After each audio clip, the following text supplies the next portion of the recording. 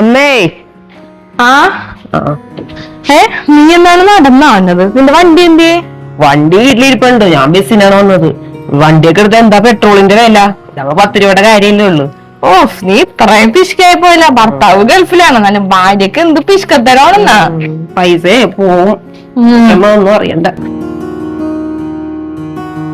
അല്ലാമ്മ എന്താ വിളിച്ചത്? ആ, ഒരു കാര്യം പറയാനുണ്ട്. അതാണ് ഞാൻ നിന്നോട് വരാൻ പറഞ്ഞത്. നിന്നോട് നേരിട്ട് തന്നെ പറയണം. അതാണ് പറഞ്ഞത്.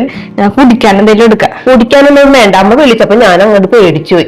ഇനിയിപ്പോ അമ്മ അതിലൊന്നും പറയണമെന്നില്ലല്ലോ, ഞാൻ ഓടി വന്നത്. അമ്പടിന്ന് ഇരുന്നേ. അച്ഛന് കുഴപ്പമൊന്നുമില്ല.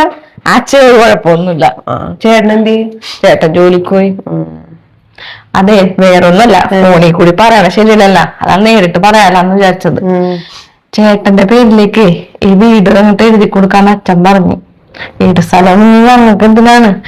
അച്ഛനാണെങ്കിൽ ഓരോരോ നിർബന്ധം. അച്ഛൻ എന്തെങ്കിലും പറ്റിപ്പോന്നുള്ള പേടിയാണ്. അതിനു മുമ്പ് അവന്റെ പേരിലേക്ക് അത് എഴുതി കൊടുക്കണമെന്ന് പറഞ്ഞിരിക്കുകയാണ്. അതെങ്ങനെ ശരിയാവോമേ? ഈ വീടിന്റെ ആവശ്യം എനിക്കും കൂടി ഉള്ളതല്ലേ? നിനക്ക് ഞാൻ എന്ത് അവകാശം തരാനാണ്? നീ എന്താണ് ഇങ്ങനെയൊക്കെ പറയണത്? നിന്റെ കല്യാണത്തിന് എന്തോരം സ്വർണം നിന്ന് 19 പവൻ നിന്നെ കെട്ടിച്ചാ? അതും പറഞ്ഞ് എനിക്ക് വീട് എന്തായാലും അവകാശമുണ്ട്. നമുക്കറിഞ്ഞില്ലേ, 2 മക്കളും തുല്യരാണ്. നീ എന്താണ് ഇങ്ങനെ പറയണത്? ഇപ്പൊ അവന് വേണ്ടി ഞങ്ങൾ എന്തെങ്കിലും സമ്പാദിച്ചാ? ഞങ്ങൾ സമ്പാദ്യം ആകെ ഉള്ളത് ഈ ഒരു വീടാണ്. നിനക്ക് പിന്നെ എന്റെ കല്യാണമായപ്പോ സ്വർണം തന്ന് അവനെന്തെങ്കിലും കൊടുത്താ? അവനൊന്നും കൊടുത്തിട്ടില്ല. അവൻ ഈ വീടെങ്കിലും കൊടുക്കണ്ടേ? അതുമല്ല, അവൻ നിന്നെ കുറെ സഹായിച്ചിട്ടുണ്ടല്ല. നിന്റെ ചേട്ടൻ ഗൾഫിൽ പോകാനായിട്ട് അന്ന് പൈസ തന്ന് സഹായിച്ചത് ആരാണ്? അത് ചേട്ടനല്ലേ? അതൊക്കെ ശരിയാണ്. പക്ഷെ എന്തായാലും ഞാൻ സമ്മതിക്കില്ല, ഞാൻ ഒപ്പിട്ട് തരയില്ല. എന്റെ മോളെ, നീ ഇങ്ങനെയൊക്കെ പറയുമെന്ന് ഞാനൊട്ടും വിചാരിച്ചില്ലട്ടാ. ഇത് കേൾക്കുമ്പോ നീ ഒരുപാട് സന്തോഷിക്കുമെന്നാണ് ഞാൻ വിചാരിച്ചത്. പിന്നെ ഇത് സന്തോഷമുള്ള കാര്യമല്ലേ?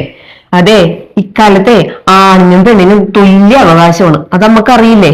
ഇപ്പൊ സ്നേഹബന്ധമൊന്നല്ല വലുത്, പണമാണ്. ഞാൻ ഈ പണം വെറുതെ കളയാമോന്നാണ്? ഞാൻ കളയൊന്നുമില്ല. അതുകൊണ്ട് എല്ലാരും കൂടി തീരുമാനിച്ച് എന്നെ വിളിച്ചാൽ മതി ഒപ്പിടാനായിട്ട്. എനിക്കും കൂടി അവകാശം ഉണ്ടെങ്കിൽ മാത്രമേ ഞാൻ ഒപ്പിട്ട് തരുള്ളൂ. ഇനി കൂടുതലൊന്നും സംസാരിക്കണമെന്നില്ല. ഞാൻ പോണേ.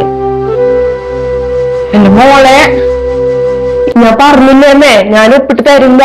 എനിക്കും കൂടി അവകാശമുള്ള വീടാണത്. ഇനിയേ എന്നെ വിളിക്കാൻ നിൽക്കണ്ട. പിന്നെ പണം വെറുതെ കളയാൻ പോണല്ലേ.